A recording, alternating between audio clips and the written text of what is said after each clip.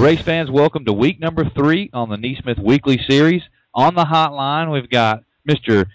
Chase Washington. He went through 2 races this past weekend over at Magnolia Motor Speedway in Columbus, Mississippi. He got him a win on Friday night, and on Saturday night, in my opinion, was in the better of the 2 races over there. Chase, walk us through Friday night's victory over Eric Cooley. Friday night, we started second row inside. I kind of messed up a little bit qualifying and put us behind the 8 ball a little bit. But all in all, we had a good night. We started third, and McCree and Marcus Minger started on the front row. And when the green flag started, it was a 4-person race for the lead there. And me and Cooley and McCree kind of pulled on out and had us a good race there for a little while. And it just went on from there. Me and Cooley was swapping the lead back and forth through lap traffic, and it's a blast racing with Cooley. Me and him's real good friends, and it's always fun to race side by side with him. And Eric Cooley coming in fresh off the victory over Green Valley's Crate Nationals, and you're also battling with the guys who are top 5 in points in the weekly series. I mean, so you really did something there to come away with a victory on Friday. Oh yeah, Cooley, he's a threat to. Even nationally, he's a threat to win a race when he unloads, and to outrun those guys, it feels pretty good. Now, moving on to Saturday night, Magnolia Motor Speedway was hosting their first annual spring throwdown. Had super late model guys in there. They put on a pretty decent show, but you guys got to their speedway after the super late models, and nobody anticipated a good racetrack. But you guys had 3 leaders. And door-to-door action for most of the race. Talk to us about, and I know you didn't come away with the win on Saturday night, but tell us about getting to the front, getting around Cooley a couple times. Talk to us about that race. Yeah, it was pretty action-packed. It was more than we thought it was going to be. I was watching the supers, and I had a stopwatch on, and they was picking up, so I knew the track was taking rubber. And I was thinking that it was going to be kind of one lane, but it wasn't. The rubber was wide enough to race side by side if you really needed to.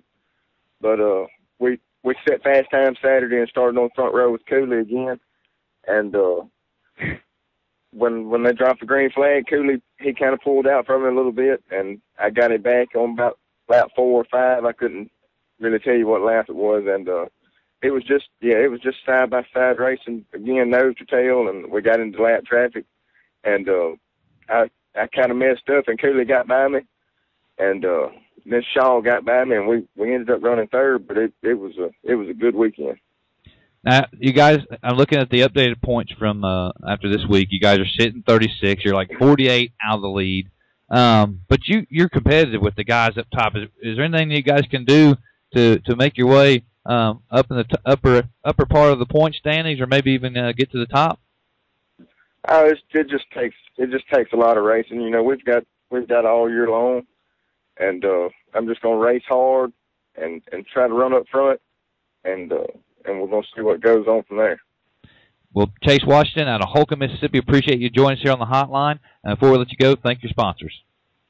I'd like to thank Greg Sawmill, R&R Welding, Indian Ridge Lumber Products, Hoosier Racing Tires, Barry Wright Race Cars. That's all I can think of. I know I'm leaving somebody out, but they know who they are.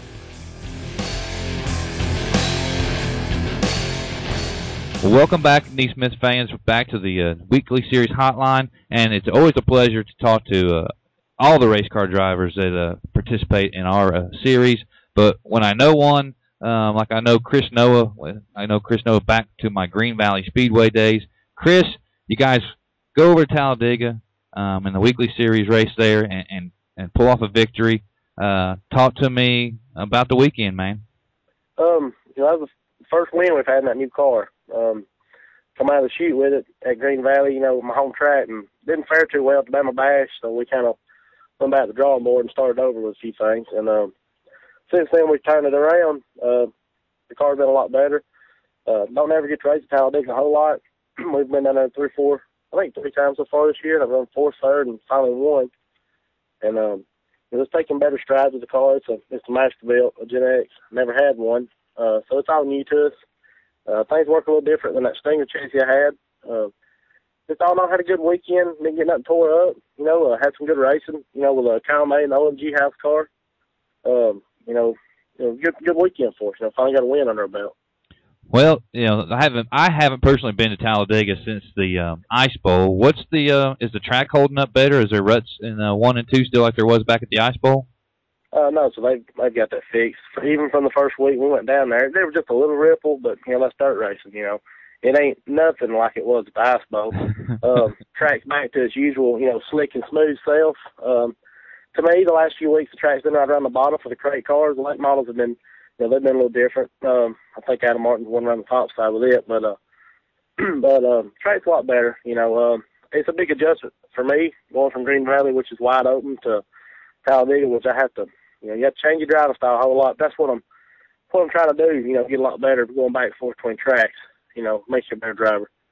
Now, with Green Valley being your home track, are you guys going to venture over to Talladega and race as many of the NeSmith points races, or is that just a one-time deal for you? No, what we're planning on doing is, we've always, supported Dennis and all that, and I personally like going to Talladega also. What we're probably want to do is going back and forth about every other week, since Green Valley's going to do, every other week thing themselves until the off weeks. We'll be at Talladega running. I know the NeSmith weekly points does off of 14 race best finishes, so maybe I can get 14 finishes the way I added it up.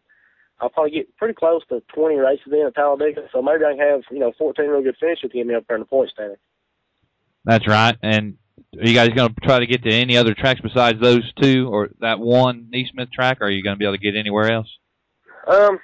We've talked about it a few times. We've thought about hitting some of the NeSmith Touring Series races, but we just kind of got to see how things go. We've run good the last few weeks.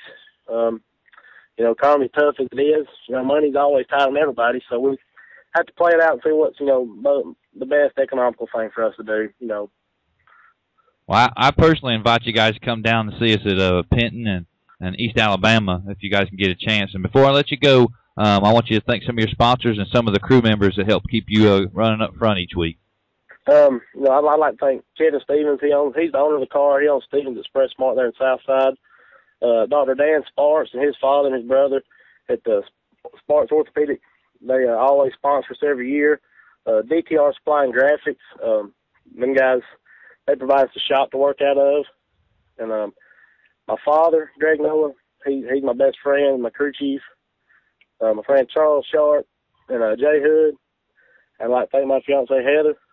Everybody supports me. Lets me do what I love to do. It takes a whole team effort to get everything done. Well, Chris Noah, good victory over at Talladega. Hope to talk to you again, bud. All right, thanks.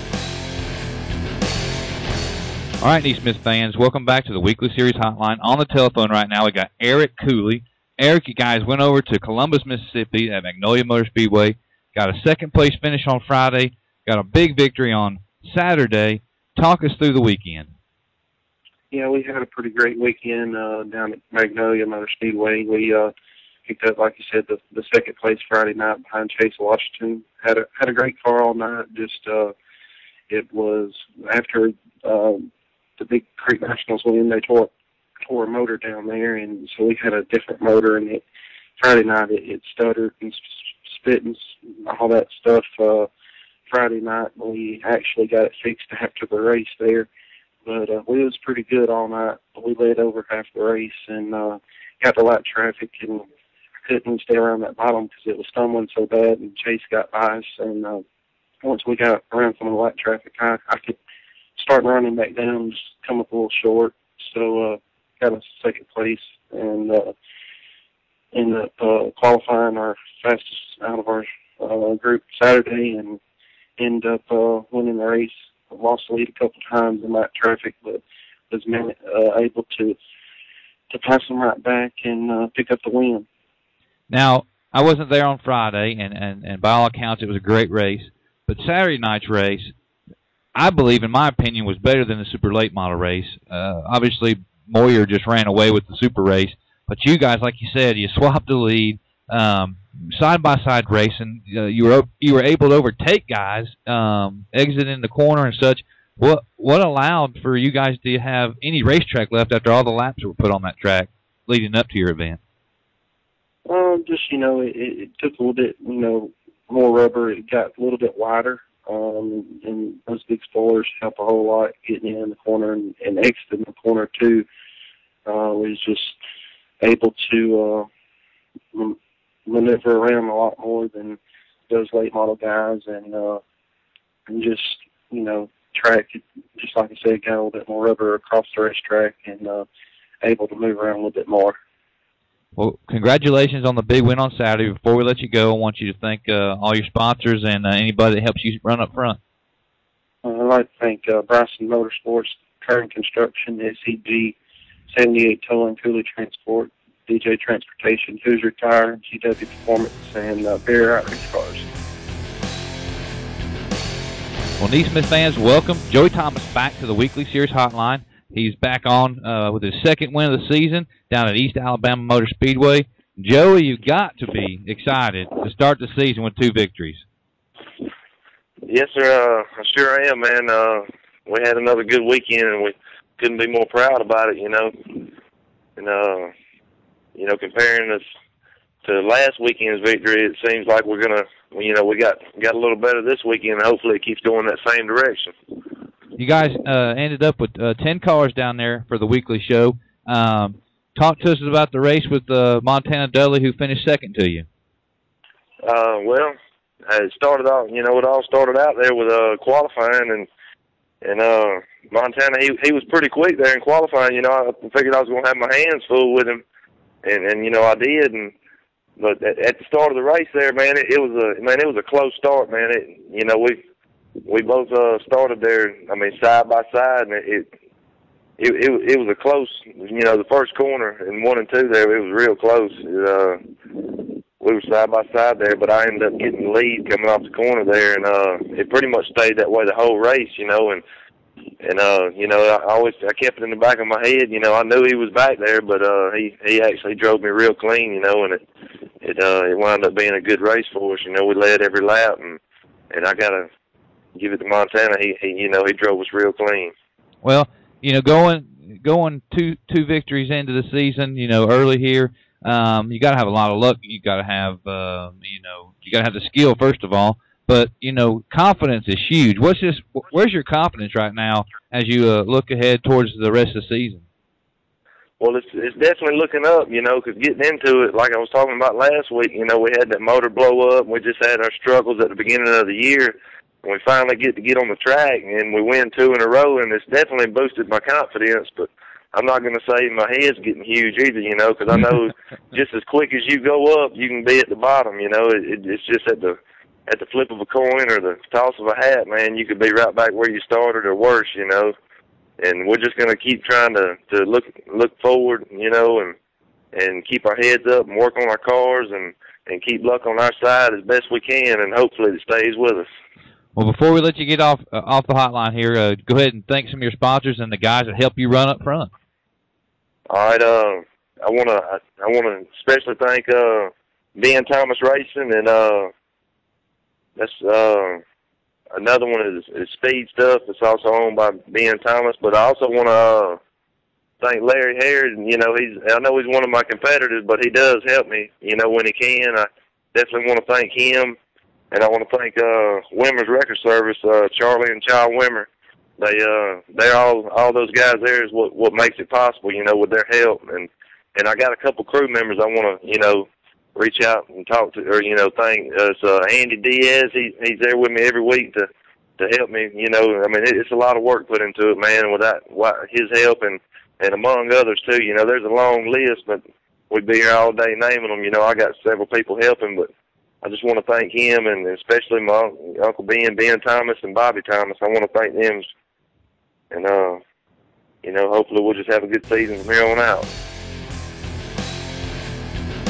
Welcome back in, race fans, to the Weekly Series Hotline. On the telephone, the winner from Malden Speedway, the 69R GRT Robards Trucking race car, Mr. Jamie Robards. How are you, sir? Just fine. How are you? We just making this hotline happen. You guys walk away with the victory this past weekend at Malden and the NeSmith Weekly Series points race there. Talk us through your weekend, sir. Yeah, it was a good weekend.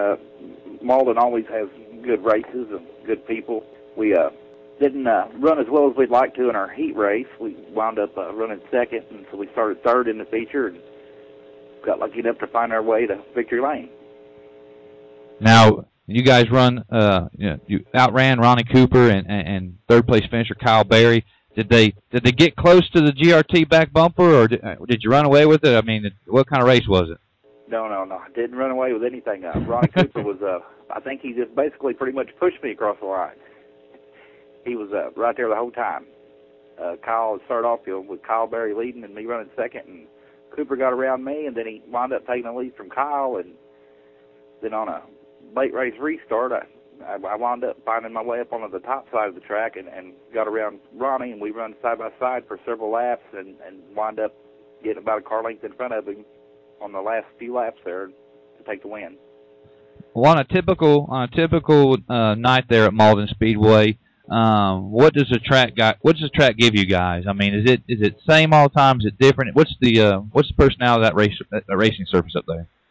Well, usually it's pretty much on the bottom, but over the last weekend it was you could run on the bottom where Cooper was running, or you could run up on the high side where I was running. The track was just pretty racy all over it.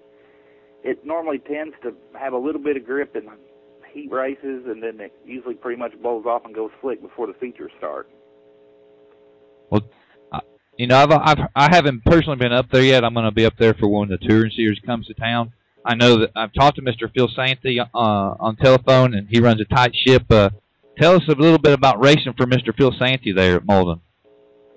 He's a great track owner and promoter. One of the nicest guys you'll ever meet. Him and his wife both.